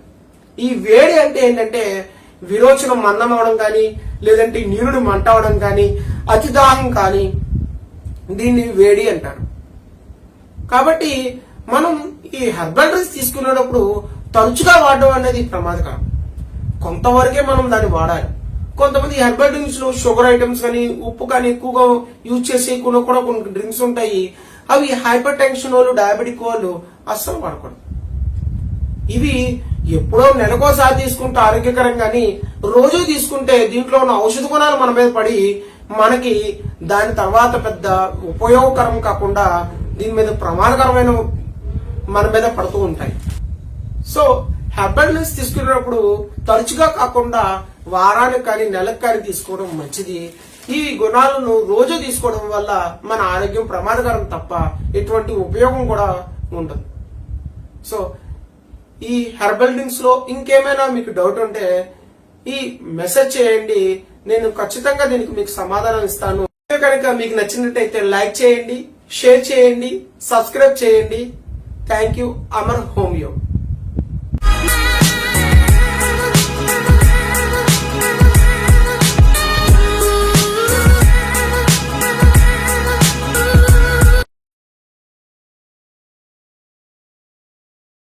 అమర్ హోమియో యూట్యూబ్ ఛానల్కి స్వాగతం. నేను ఈరోజు ఎటువంటి వీడియో చేయట్లేదు. కారణం ఏంటంటే ఈ వారం ఏదైతే ఆదివారం ఉందో ఆ రోజు ఒక ప్రత్యేకంగా నేను వీడియో చేయబోతున్నాను. ఆ వీడియోలో మీరు ఇన్నాళ్ళు ఏదైతే నన్ను క్వశ్చన్ చేస్తున్నారో కామెంట్ బాక్స్లో కానీ కొంతమంది ఫోన్ చేసి అడుగుతున్న క్వశ్చన్స్ అన్నిటిని కలిపి నేను ఒక 10 క్వశ్చన్స్ని కలిపి ఒక చిన్న వీడియో చేద్దాం అనుకుంటున్నాను.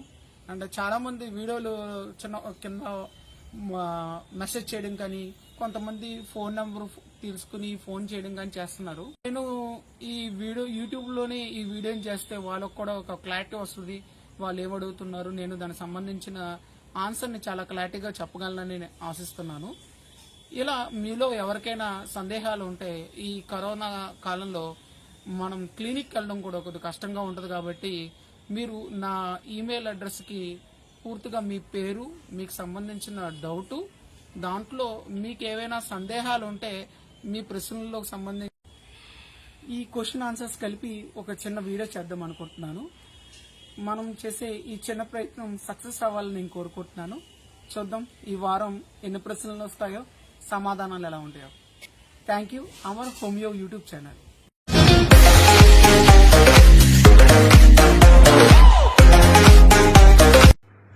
వర్షాకాలం అనగానే అందరికీ గుర్తుకొచ్చేది ఆ వర్షంలో తడిచి ఎలా ఎంజాయ్ చేశారనేది. అనుకోకుండా కావాలని. కానీ తల్లిదండ్రులకు గుర్తుకొచ్చేది వాళ్ళ పిల్లలు ఈ వర్షాకాలంలో తడిచి జలుబు, దగ్గు, దాని ద్వారా జ్వరాలు, దాని ద్వారా ఎలా ఇబ్బంది పడ్డారు అనేది జ్ఞాపకాలు అందరికీ గుర్తుకొస్తూ ఉంటాయి. వర్షాకాలంలో కలిగే ఇబ్బందులు గురించి నేను 2 వీడియోలు చేశాను. ముందుగా జలుబు, తర్వాత దగ్గు. ఈ వర్షాకాలంలో ఇంకా అత్యధికంగా ఇబ్బంది పెట్టేది జ్వరాలు. అమర్ హోమియో యూట్యూబ్ ఛానల్కి స్వాగతం.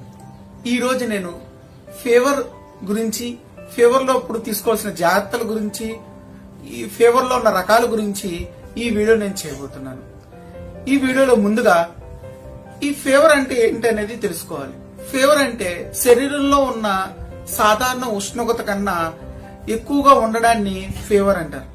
సాధారణంగా చిన్నపిల్లల్లో ఒళ్ళంతా వేడిగా ఉందండి, పిల్లోడు అలసటగా ఉన్నాడు, పిల్లోడు చాలా చిరాగ్గా ఉన్నాడు అంటారు. ఇది చిన్నపిల్లల గురించి చెప్తున్నాను.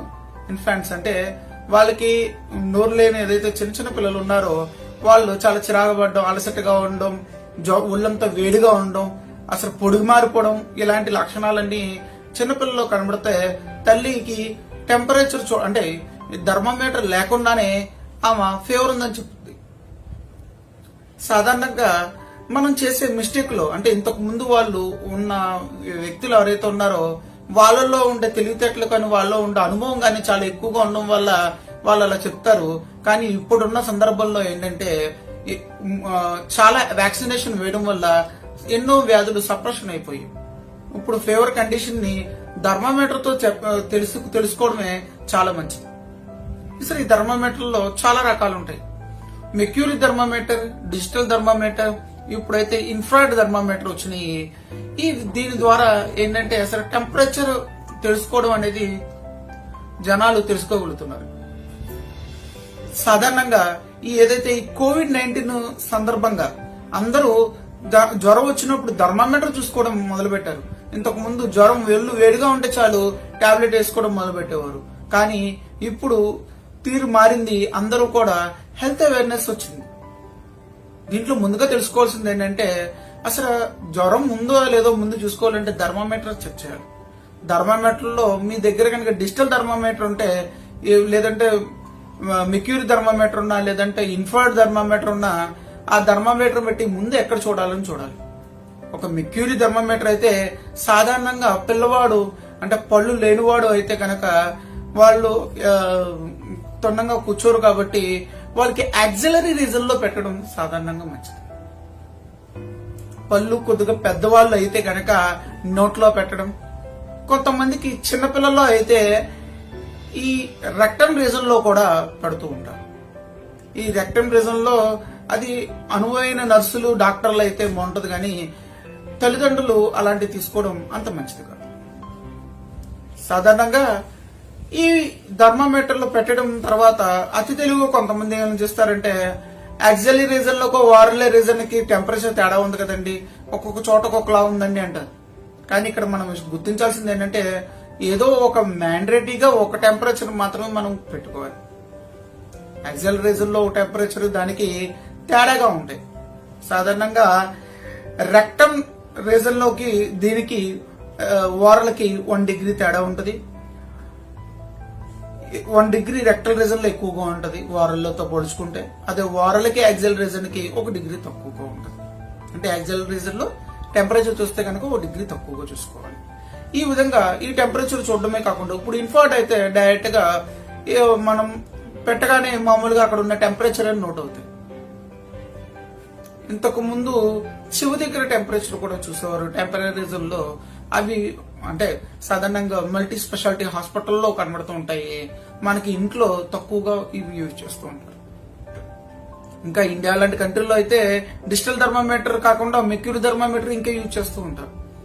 సాధారణంగా ముందుగా అసలు టెంపరేచర్, నార్మల్ టెంపరేచర్ ఎంత ఉందో తెలుసుకోవాలి. ఇవి 2 రకాలు, ఫారెన్ డిగ్రీస్ ఒకటి, మామూలు సెల్సియస్ డిగ్రీస్ ఒకటి. ఈ ఫారెన్ డిగ్రీస్ టెంపరేచర్ లో అయితే 98.6 ఉన్నది నార్మల్ టెంపరేచర్ గా, 37 డిగ్రీస్ ఉన్నది ఏదైతే సెల్సియస్ ఉందో దాన్ని నార్మల్ టెంపరేచర్ గా చూసుకోవాలి. సో ఫీవర్ కండిషన్ ఏంటంటే 100.4 ఉంటేనే ఫీవర్ ఉన్నట్టు. అక్కడి నుంచి మనకి ఎంత ఎక్కువగా ఉన్నది ఫీవర్ కండిషన్, 99 ఉన్నా ఫీవర్ కాదు. ఇంకా ఈ ఏదైతే టెంపరేచర్ తెలుసుకోవడం మనం డిగ్రీస్ లో ఉన్నాయో దీని తర్వాత తెలుసుకోవాల్సిన విషయం ఏంటంటే అసలు ఈ ఫీవర్ కండిషన్ లో ఈ టెంపరేచర్ ని ఎన్నిసార్లు చూడాలి, ఈ ఫీవర్ ని ఎలా నోట్ చేయాలంటే సాధారణంగా అసలు ఫీవర్ వచ్చిన కండిషన్ లో ముందుగా ఆ పేషెంట్ కి టాబ్లెట్ మనం యూజ్ చేస్తే యూజ్ చేయకముందు ఫీవర్ ఎంత ఉంది, యూజ్ చేసిన తర్వాత ఫీవర్ ఎంత ఉంది, మళ్ళీ రిపీట్ చేయాలంటే ఎంత ఫీవర్ ఉందని తెలుసుకోవాలి. దీనికన్నా ముందు మందులు యూజ్ చేయడం కన్నా ముందు అసలు ఈ ఫీవర్ వస్తే అసలు ఈ ఫీవర్ ని చెక్ చేయడం ఎలా అనేది కూడా తెలుసుకోవాలి. ఏదైతే నోట్లో పెట్టామో లేదా డిజిటల్ థర్మామీటర్ అనుకోండి, సౌండ్ వస్తుంది, దాన్ని బట్టి మనం టెంపరేచర్ చెక్ చేస్తాము. అదే మామూలు మెర్క్యూరీ థర్మామీటర్ అయితే నోట్లో అయితే మినిమం 40 సెకండ్స్ వరకు ఉంచుకోవాలి. ఈ 40 సెకండ్స్ అనేది మ్యాండేటరీ. మినిమం 20 సెకండ్స్ నుంచి ఎక్కువగా 40 సెకండ్స్ వరకు లోపల ఉంటే మనకి టెంపరేచర్ అనేది సరిగ్గా నోట్ అవుతుంది. ఈ మెర్క్యూరీ థర్మామీటర్ ఉపయోగించేటప్పుడు పళ్ళున్న పిల్లలు ఉంటే గనక వాళ్ళకి నాలుక కింద పెట్టడం అనేది మంచిది, నోట్లో పెట్టడం కన్నా. ఎందుకంటే ఈ పళ్ళ కింద వాళ్ళు నొక్కితే ఆ మెర్క్యూరీ అనేది పగిలిపోయే లోనికి వెళ్లే అవకాశాలు ఉంటాయి. ఇంకా ఈ థర్మామీటర్ లో ముందుగా చూడాల్సింది ఏంటంటే, మీరు ఒకవేళ ఈ రెక్టల్ రీజన్ లో ఉంచేది నోట్లో ఉంచకూడదు, నోట్లో ఉంచేది యాక్సిలరేటర్ లో ఉంచకూడదు. ఈ థర్మామీటర్లు అనేది చాలా ముందుగానే మీరు డిస్ఇన్ఫెక్టెడ్ చేయాలి. దాన్ని ముందుగానే స్పిరిట్ గానీ అంటే డెటాల్ తో కానీ కడిగి మొత్తంతో వాష్ చేసిన తర్వాత మాత్రమే, హ్యాండ్ సోప్ వాటర్ తో కూడా దాన్ని వాష్ చేసినంత తర్వాత మాత్రమే దాన్ని యూజ్ చేయాలి. దీని తర్వాత టెంపరేచర్ నోట్ చేసుకున్న తర్వాత ముందుగా అసలు ఒక వ్యక్తి 100 degrees దగ్గర ఉన్న తర్వాత ఆ టెంపరేచర్ ముందు నోట్ చేసిన తర్వాత ఆ తర్వాత తీసుకోవాల్సిన ముందు టెంపరేచర్ గుర్తుపెట్టగానే ముందు మనం చేయాల్సిన విషయం ఏంటంటే ఫోమింగ్ అంటారు, తడిగుడ్డ పెట్టడం. సెంటిగ్రేడ్స్ ఎక్కువగా ఉన్న నుంచి తడిగుడ్డ పెట్టి ఆ తర్వాత ఏసీ అలాంటివి కాకుండా జస్ట్ ఫ్యాన్ కూడా ఎక్కువగా తగలకుండా అతను రెస్ట్ తీసుకునే పొజిషన్ లో పెట్టాలి. సాధారణంగా జ్వరం వచ్చినప్పుడు పిల్లలతో పాటు ఎవరైతే జ్వరం వచ్చిన పిల్లలు ఉన్నారో వాళ్ళతో పాటు వీళ్ళు టీవీ చూస్తుంటారు, లేదంటే బాబుకి వీడియో గేమ్ ఇస్తుంటారు, లేదంటే వాళ్ళని ఆడుకోమని చెప్తుంటారు ఇంట్లో కూర్చుని. కానీ ఫీవర్ వచ్చిన టైంలో మనం బాబుని లేదా పాపని పూర్తిగా రెస్ట్ తీసుకోవాలి.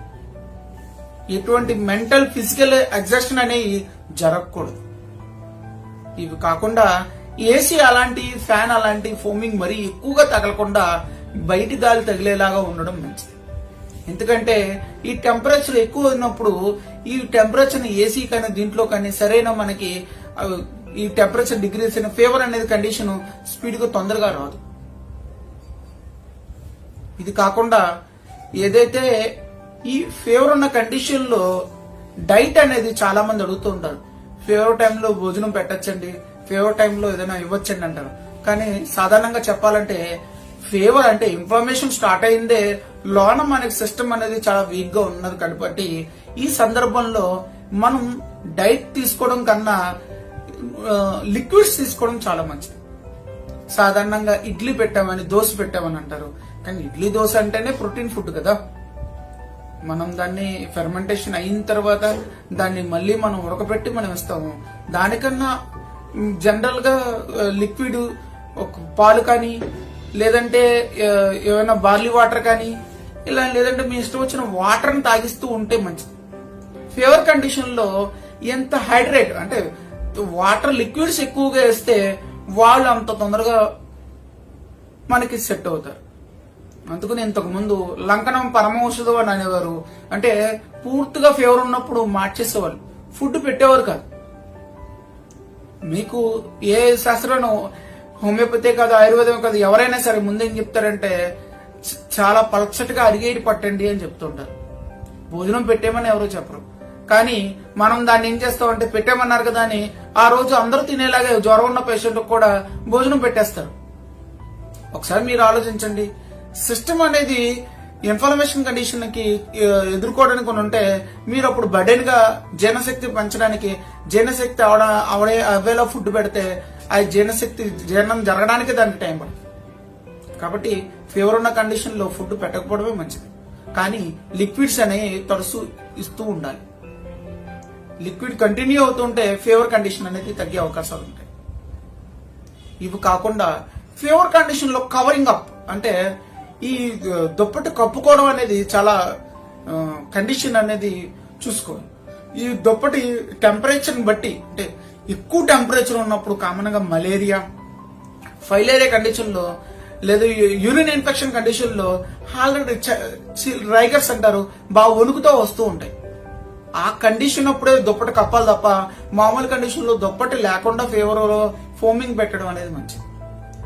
ఫోమింగ్ పెట్టడం కూడా అతి ఫోమింగ్, మరీ పూర్తి కూలింగ్ వాటర్ కాకుండా నార్మల్ టెంపరేచర్ లో ఉన్న వాటర్ని పెట్టడం తలకి లేదంటే బాడీకి ఫోమింగ్ పెట్టడం అనేది శ్రేయస్కరం. అసలు ఈ ఫీవర్ కండిషన్ ని చిన్నపిల్లల్లో, పెద్ద పిల్లల్లో, ముసలి వాళ్ళలో చూడడం ఎలా అనేది కూడా గుర్తుపట్టాలి.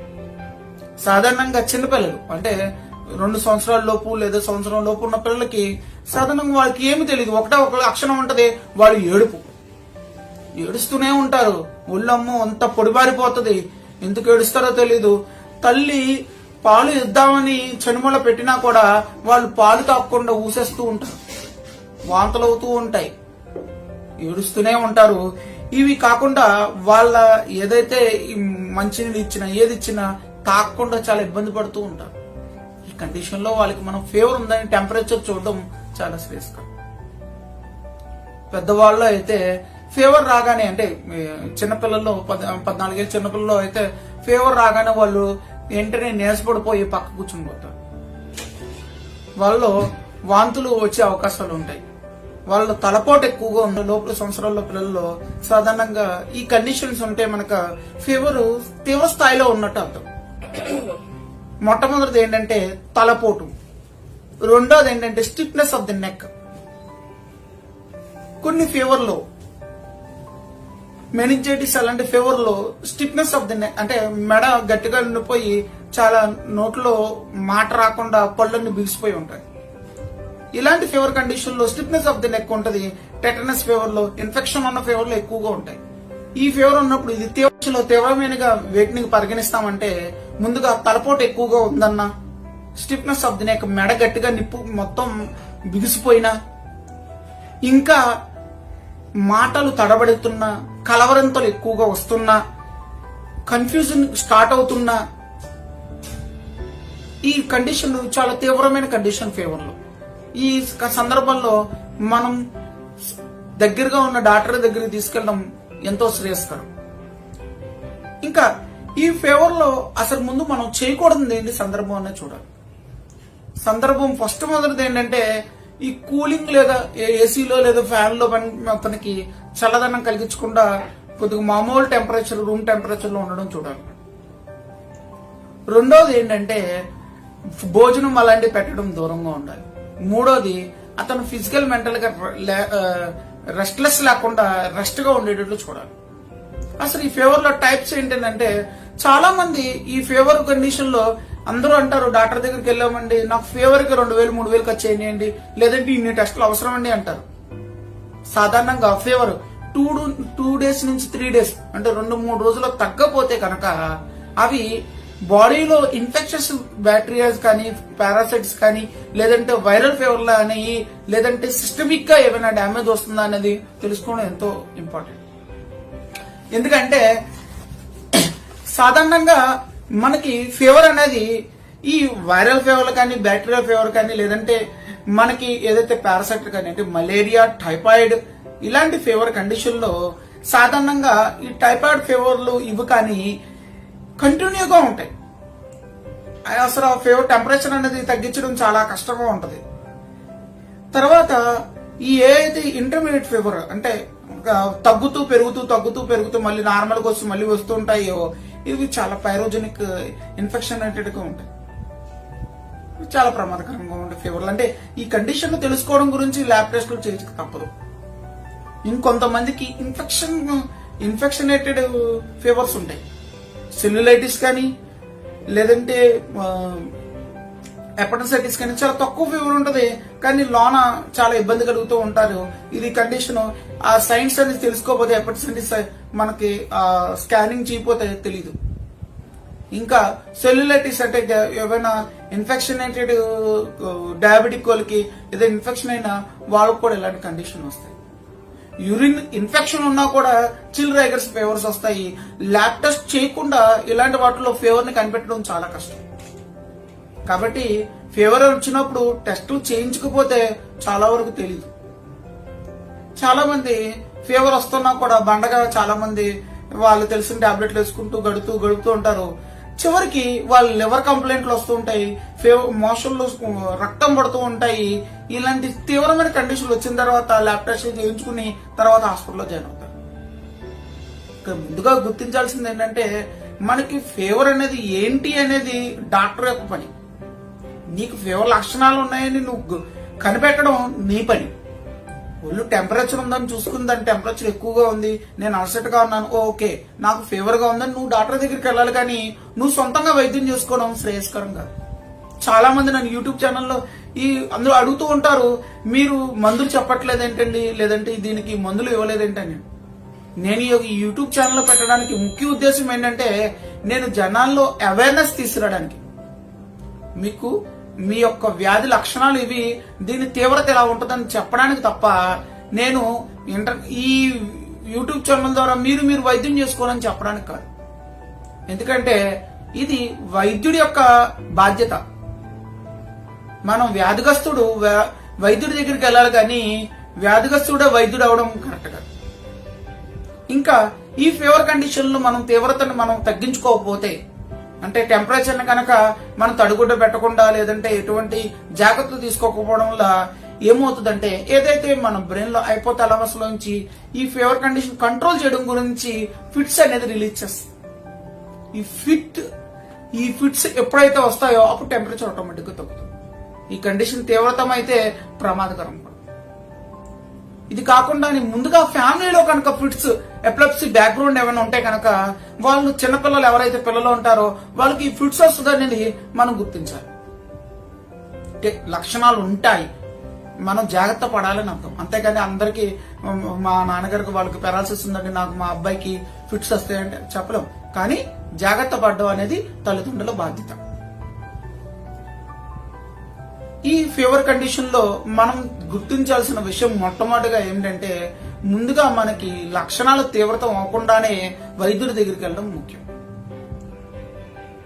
అమర్ హోమియో ఎవరైతే వాడుతున్న పూర్వ పేషెంట్లు ఎవరు ఉన్నారో వాళ్ళందరూ కూడా ఈ మా హోమియోపతి మందుల ద్వారా వాళ్ళకి ఫీవర్ విత్ ఇన్ డేస్ లోనే తగ్గిన అవకాశాలు ఉన్నాయి.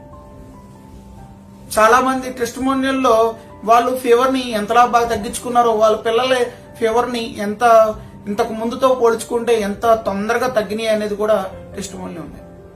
కాబట్టి అమర్ హోమియోలో మీరు కనుక చూపించుకుంటే ఇలాంటి ఫీవర్లు అనేవి చాలా ఈజీగా తగ్గించుకోవచ్చు. ఈ విధంగా నేను ఏవైతే ఫీవర్ కి సంబంధించిన విషయాలని మీ ముందు నేను చెప్పగలిగాను అనుకుంటున్నాను. ఇంకా మీకు ఏవైనా సందేహాలు ఉంటే నా కామెంట్ బాక్స్ లో టైప్ చేయండి. ఈ వీడియో మీకు నచ్చితే కనుక లైక్ చేయండి, కామెంట్ చేయండి, సబ్స్క్రైబ్ చేయండి, అందరికీ షేర్ చేయండి. Thank you. అమర్.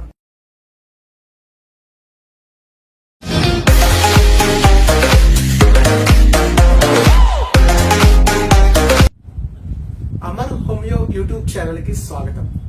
ఈ రోజు నేను వర్షాకాలంలో ప్రమాదకరమైనది, అందరికీ తరచుగా ఇబ్బంది పడేది అయిన డైజెస్టివ్ సిస్టమ్ లోని వ్యాధుల గురించి వీడియో చేస్తున్నాను.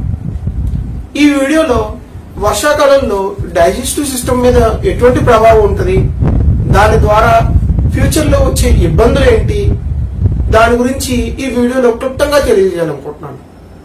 ముందుగా డైజెస్టివ్ సిస్టమ్ గురించి తెలుసుకోవాలి. ఎక్కడైతే నోటి ద్వారా నుండి కిందకి యానల్ రీజన్ వరకు ఉందో దానంతా డైజెస్టివ్ సిస్టమ్ అంటారు. సాధారణంగా ఈ వర్షాకాలంలో అత్యంతగా ఇబ్బంది పడేది వ్యాధుల్లో డయేరియా, వాంతులు, విరోచనాలు, ఇవి కాకుండా మోషన్లో మంట, నిప్పి, జగట విరోచనాలు, గమ్ విరోచనాలు, ఇలాంటి విరోచనాలతో ఎక్కువగా ఇబ్బంది పడుతూ ఉంటారు. సాధారణంగా ఈ విరోచనం గురించి మనం తెలుసుకోవాలి.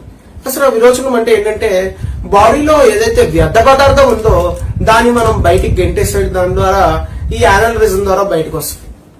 సాధారణంగా చిన్నపిల్లల నుంచి మనం గమనిస్తూ ఉంటాము, ఈ మోషన్ గట్టిగా అవడం, లేదంటే మెత్తగా అవడం, లేదంటే విరోచనాలు ఎక్కువ కావడం, ఇవన్నీ చూస్తూ ఉంటాము. ఇది దీంట్లో ముందుగా సాధారణం ఏంటి అసాధారణం ఏంటనేది తెలుసుకోవాలి. సాధారణంగా గట్టిగా అయినా లేదా కొద్ది కొద్దిగా అవుతున్నా వీళ్ళు మలబద్ధకంతో బాధపడుతున్నట్టు అర్థం. మోషన్ ఒకేసారి అవి దాంట్లో ఎటువంటి ఇబ్బంది లేదు. ఒకసారి మోషన్ కి వెళ్ళగానే రాగానే అర్జు రాగానే వెళ్ళి మోషన్ అయిపోయింది, తర్వాత ఎటువంటి ఇబ్బంది లేకుండా బయటకు వస్తే వాళ్ళు మలబద్ధకం లేని సాధారణమైన విరోచనంతో సమానం. ఇవి కాకుండా నీటి విరోచనాలు, నీరులాగా అవడం, పలచగా అవడం, లేదంటే గమ్ మోషన్స్ అంటే జిగటగా జెల్లీలాగా మెరుస్తూ ఉన్న మోషన్స్ అవడం, ఇవి విరోచనాలు అంటారు. దీన్ని డయేరియా అనొచ్చు, ఎక్కువగా అవుతే వీటిని డయేరియా అనొచ్చు, లేదా ఇది ప్రమాదకరమైన సూచనలోని డైజెస్టివ్ సిస్టమ్ లో ప్రమాదకరమైన సూచనలు అంటారు. సాధారణంగా దీంట్లో ముందు మలబద్ధకం గురించి తెలుసుకోవాలి. ఈ మలబద్ధకస్తులు ఎలా ఉంటారంటే ఈ పదంలోనే బద్ధకం అంటే మోషన్ రాదు. వాళ్ళకి శరీరంలో ఇది రావడానికి చాలా ముక్కుతారు. చిన్నపిల్లలు అయితే ఏడుస్తారు. ఎంత బాధపడుతూ ఉంటారంటే వచ్చిన తర్వాత కొద్దిగా అవుతుంది. దీనికోసం వాళ్ళు చాలా యాతనలు పడుతూ ఉంటారు. రకరకాల మందులు తీసుకుంటూ ఉంటారు. తీసుకోగానే తెలియకుండానే అయిపోతూ ఉంటది. లేదంటే గ్యాస్ గాలి పోతున్నప్పుడు దాంట్లో పోతూ ఉంటది. ఇలా రకరకాల ఇబ్బందులు పడుతూ ఉంటారు. ఈ సాధారణంగా మలబద్ధకం అనేది ఏంటంటే ఇది చాలా కారణాలు ఉంటాయి వీటికి రావడానికి. మొట్టమొదటిది చిన్నప్పటి నుంచి వీళ్ళకి వ్యవస్థ ఇలాగే ఉండడం. 2 బాగా యాంటీబయోటిక్స్ ఇలాంటి ఎక్కువగా వాడడం. 3 తీవ్రమైన వ్యాధులైన డయాబెటిక్ ఇలాంటివి ఉండడం. సిస్టమిక్ వ్యాధులైన చాలా క్రానిక్ డిసీజ్ ఎన్నాళ్ళ నుంచో రన్ అవడం. ఈ వ్యాధిగ్రస్తులందరికీ కూడా వీళ్ళకి మలబద్ధకం అనేది సహజం. ఈ మలబద్ధకాన్ని మనం గుర్తించాల్సింది ఏంటంటే ముందుగా వీళ్ళు మోషన్ సాటిస్ఫైగా అవరు, ఇంకా కొద్దిగా ఉందండి అని ఫీల్ అవుతూ ఉంటారు. అత్తమానం వస్తున్నట్టు ఫీలింగ్ ఉంటుంది, కానీ అంతే రాదు. మోషన్కి వెళ్ళడంలో నీరుడు ఎక్కువ అవుద్ది, కానీ మోషన్ రాదు. ఈ మలబద్ధకం సూచన. ఈ ప్రమాదకరం ఏంటంటే ఈ మలబద్ధకం ద్వారా వీళ్ళకి పైల్స్, ఫిస్టుల్లా ఇలాంటి ఎన్నో ప్రమాదకరమైన వ్యాధులన్నీ సూచిస్తూ ఉంటాయి. ఈ వర్షాకాలంలో ఈ మలబద్ధకస్తులు దీన్ని ఏవైనా ఫుడ్ ఏమైనా తీసుకున్నప్పుడు వీళ్ళకి విరోచనాలు అయినప్పుడు కడుపు నిప్పు వచ్చి విరోచనాలు అవుతే వీళ్ళు ఎప్పుడు గట్టిగా ఏదంటే ఇప్పుడు మోషన్ లో జిగురు పడుతుందండి అంటారు. ఆ జిగురు ఏంటంటే ఏదైతే మన జీర్ణ వ్యవస్థలో మంచి బ్యాక్టీరియా ఉందో అది అంతా కూడా వెళ్ళిపోతూ ఆ మంచి బ్యాక్టీరియా ద్వారా ఈ వాసనతో కడుపు నిప్పుతో మోషన్స్ అవుతూ ఉంటాయి. దీనికి చాలా కారణాలు ఉంటాయి. పారాసైట్ ఇన్ఫెక్షన్ అవ్వచ్చు, బ్యాక్టీరియల్ ఇన్ఫెక్షన్ అవ్వచ్చు, వైరల్ ఇన్ఫెక్షన్ అవ్వచ్చు. దీనికి చాలా కారణాలు ఉంటాయి. దాన్ని మనం వైద్యుడి ద్వారా టెస్ట్ చేయించుకుని మాత్రం చెప్పగలం. టెస్ట్ ద్వారానే ఇటు మనకి బయటికి తెలుస్తాయి. ఇంకా సాధారణ విరోచనం. ఈ సాధారణ విరోచనం అంటే ఏంటంటే ఈ ఎప్పుడైతే మోషన్కి వెళ్ళాలని కోరిక లేదా అర్జం వస్తుందో వెళ్ళగానే ఒకసారిగానే పూర్తిగా అయిపోతుంది. ఆ తర్వాత వాళ్ళు ఎటువంటి ఇబ్బంది పడరు. దాన్ని కొంత హోల్డ్ కూడా చేయగలరు, కాసేపు ఆపగలరు. అంటే ఎక్కువసేపు ఆపితే అది సాధారణ మంచి పద్ధతి కాదు. కొద్దిసేపు ఆపగలరు, కానీ మలబద్ధకస్తులోను విరోచనాల్లోనూ ఆపలేరు వాళ్ళు. గ్యాస్ పోతున్నప్పుడు కూడా వెనకాల నుంచి మలం అనేది పోతూ ఉంటుంది. వీళ్ళు ఎటువంటి ఇబ్బంది పడరు, నిప్పి మంట ఎటువంటి ఉండరు. తర్వాత విరోచనాలు లేదా డయేరియా. ఈ డయేరియా అంటే విరోచనాలు సాధారణంగా ఈ వర్షాకాలంలో కలరా, ఇంకా టైఫాయిడ్ లో కండిషన్ లో కూడా కొన్ని విరోచనాలు అవుతూ ఉంటాయి. రక్త విరోచనాలు, నల్లగాంట్లో విరోచనాలు అవుతూ ఉంటాయి. ఈ విరోచనాలు ముందుగా గుర్తించాల్సిందంటే ఎక్కువగా అవుతూ ఉంటాయి. అయిన ప్రతిసారి నీరసపడిపోతూ ఉంటారు, తొందరగా డీహైడ్రేట్ అయిపోతూ ఉంటారు.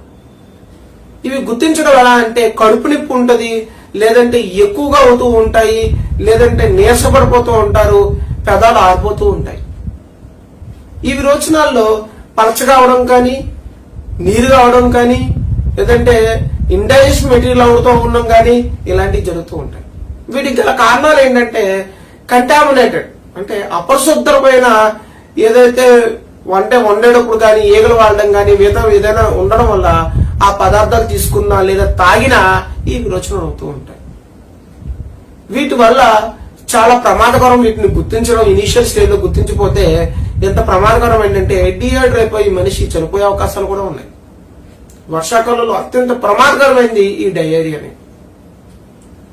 దీన్ని మనం గుర్తించగానే ముందు కొద్దిగా ఏదైతే వాటర్ లో లైట్ గా సాల్ట్ లైట్ గా షుగర్ వేసుకోవాలి తప్ప ఎక్కువ సాల్ట్ ఎక్కువ షుగర్ వేసుకున్న విరోచనాలు ఇంకా ఎక్కువ అవుతాయి.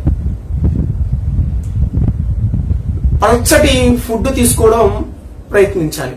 అంటే జావా లేదంటే ఉప్పు తక్కువ వేసుకుని తీసుకోవడం పట్టించాలి. టీ కాఫీలకు దూరంగా ఉంటే ముందుగా ఈ విరోచనాలను కొద్దిగా మనం తీసుకుని తర్వాత బయటకు వెళ్ళి ఏదైతే ఆ హాస్పిటల్లో వైటాలిటీ చూసి అంటే పల్స్ రేటు హార్ట్ రేట్ చూసి దాన్ని బట్టి మనకి టాబ్లెటా లేదా సెలైన్ ఎక్కించాలా అనేది చూస్తాం. సాధారణంగా ఈ వర్షాకాలంలో ఎక్కువగా మనకి ఇబ్బంది పడేది ఈ విరోచనాల ద్వారా. వీటి ద్వారానే కొత్త కొత్త వ్యాధులను మనకు తెలుసు వస్తాయి. దీంట్లో పారాసైట్ ఇన్ఫెక్షన్ అనేది చాలా ప్రమాదకరం. దీని ద్వారా ఐబిఎస్ లాంటి ఇరిటేటివ్ బౌల్ సిండ్రోమ్ కూడా తయారవుతూ ఉంటాయి. ఈ పారాసైట్ లోని ఏదైతే ఈ లెంబ్రికస్ ఉందో వీటిలో ఉన్న ఈ పారాసైట్ ఇన్ఫెక్షన్ మన శరీరంలో ఉన్న రక్తానంతా పీల్చేస్తూ ఉంటది. దీనికి మనం ఎలా ప్రత్యేకం దీన్ని తప్పించుకోవాలంటే ఈ కడిగిన వస్తువులు ఈ చేతులు కడుగుతూ ఉండాలి. ఈ ఏదైనా కూరగాయలు కానీ ఏదైనా బయట తీసుకొచ్చినప్పుడు అవి ఇప్పుడు ఉప్పు నీళ్ళతో బాగా కడిగి ఆ తర్వాత వాడాలి. వేడిగా ఉన్న వస్తువులు తీసుకోవాలి. ఎక్కడా కూడా డైరెక్ట్ గా ఏది బేర్ హ్యాండ్ తో కానీ బేర్ ఫుట్ తో కానీ తిరగకూడదు. ఎందుకంటే ఈ పారాసైట్ ఇన్ఫెక్షన్ అనేది ఈ ఉపరితలం మీద ఉండడం వల్ల ఇవి తొందరగా డైజెస్టివ్ సిస్టమ్ ద్వారా లోనకు వెళ్తూ ఉంటాయి. అన్ని వ్యాధులను కలిగిస్తుంటాయి. ఈ వర్షాకాలంలో అత్యంత ప్రమాదకరమైనవి ఈ జీర్ణ వ్యవస్థలో ఇవి. సాధారణంగా ఇవి మనం ఎలా తప్పించుకోవాలనేది కూడా నేర్చుకోవాలి. ముందుగా ఏంటంటే వేడివేడి ఆహార పదార్థాలు తీసుకోవాలి. కడిగి శుభ్రంగా ఉన్న పాత్రల్లో తీసుకోవాలి. అపరిశుభ్రంగా ఉన్న ప్రదేశాల్లో ఉన్న కూరగాయలని కడిగి తెచ్చుకోవాలి. లేదంటే వాటి తీసుకోకుండా ఉండడం తీసుకోవాలి. బయట ఫుడ్ ని అవాయిడ్ చేయాలి. ఎందుకంటే ఫుడ్ వేడిగా ఉన్న ఏదైతే మనకు వడ్డించే పాత్రలు శుభ్రంగా లేకపోయినా కూడా మనకి పారాసైట్ ఇన్ఫెక్షన్ అనేది తొందరగా వస్తూ ఉంటాయి. ఇవి కాకుండానే ఈ వీటిల్లో అసలు ఈ మలబద్ధకస్తులకి ఎలా తప్పించుకోవాలి, విరోచనాలు వచ్చినప్పుడు ఎలా తప్పించుకోవాలంటే వీళ్ళలో కొంతమంది అంటే కొన్ని ఒక్కోసారి ఇటువంటి వ్యాధులు కాకుండా మామూలు సాధారణంగా కూడా విరోచనాలు అవుతూ ఉంటాయి. ఆ రోజు ఏంటంటే నీరసం ఉండదు కానీ కొద్దిగా బాడీ ఏంటంటే దానిగా రిపేర్ చేసుకున్నప్పుడు కొంత మోషన్స్ అయ్యి మళ్ళీ సెట్ అవుతూ ఉంటాయి. దానివల్ల ఎటువంటి వాళ్ళకి ఇబ్బంది ఉండదు, వాళ్ళ నీరసంగా ఉండదు, ఏముండదు. కానీ ఏంటంటే కొంత లోన్ ఉన్న ఏదైతే వాళ్ళ బాడీ కొద్దిగా రిపేర్ చేసుకుంటున్నప్పుడు అవుతూ ఉంటాయి. ఆ సందర్భంలో మనం భయపడక్కర్లేదు. ఎక్కువగా ఇంత నీళ్ళ విరోచనాలు టైప్ అయితే అవును. కొంతమంది డైట్ ఫాలో అయ్యేటప్పుడు కీటో డైట్ అని వాటర్ డైట్ అని ఈ డైట్ ఫాలో అయ్యేటప్పుడు కూడా కొన్ని మోషన్స్ అవుతూ ఉంటాయి. వాటిలో కూడా ఇబ్బంది పడకుండా వస్తుంది. ఈ వర్షాకాలంలో మనం చాలా జాగ్రత్తగా తీసుకోవాల్సింది ఏంటంటే ఏ ఫుడ్ తీసుకొచ్చినా వాటిని శుభ్రంగా కడుక్కోవాలి, శుభ్రంగా వండాలి, శుభ్రంగా తీసుకోవాలి. ఈ నీళ్ళల్లో వాటర్ను కూడా బాగా వేడి చేసి వాటర్ తాగితే ఆరోగ్యానికి మంచిది. ఈ కుళాయి వాటర్ తాగుతారు, ఆరో వాటర్ తాగుతారు, ఏవో వాటర్ తాగుతారు అనేది మీ ఇష్టం. కానీ ఈ వర్షాకాలంలో మీరు తీసుకునే దాన్ని బట్టే ఫ్యూచర్ ఆరోగ్యం అనేది మీది ఆధారపడి ఉంటుంది. ఈ వీడియోలో మీకు ఇంకేమైనా సందేహాలు ఉంటే ఈ వీడియోని లైక్ చేయండి, కామెంట్ చేయండి, షేర్ చేయండి, సబ్స్క్రైబ్ చేయండి. Thank you.